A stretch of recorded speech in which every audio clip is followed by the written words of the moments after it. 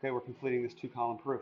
They're saying given angle 1 is congruent to angle 2 and measure of angle 1 is equal to 130,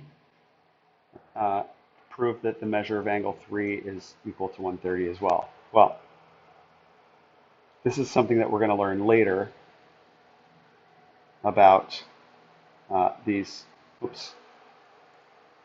alternate exterior angles. But right now, let's just prove from what we know. Okay, we know that angle 1 is congruent to angle 2, and we know that the measure of angle 1 is 130 because that information was given to us, so we just say given.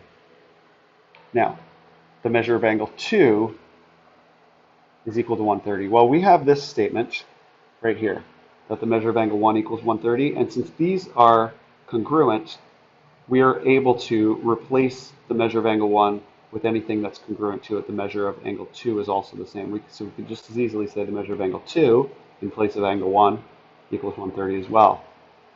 And that is through substitution. We're just substituting in measure of angle 2 where measure of angle 1 was.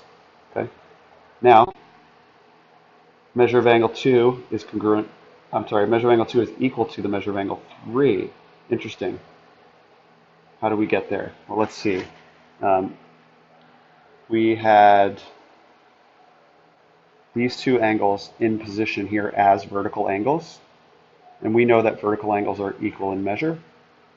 So we could say the vertical angles theorem tells us that these two angles, since they're vertical angles, will be equal in measure. Okay. Now we can go up here and look at this step right here where we had the measure of angle 2 equals 130 degrees. Since these two are exactly equal, that means anywhere we see this, we can replace it with what it's equal to this. We're going to take this and put it in its place.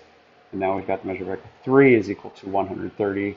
That is substitution, and that is what they were asking us to prove. So we're done.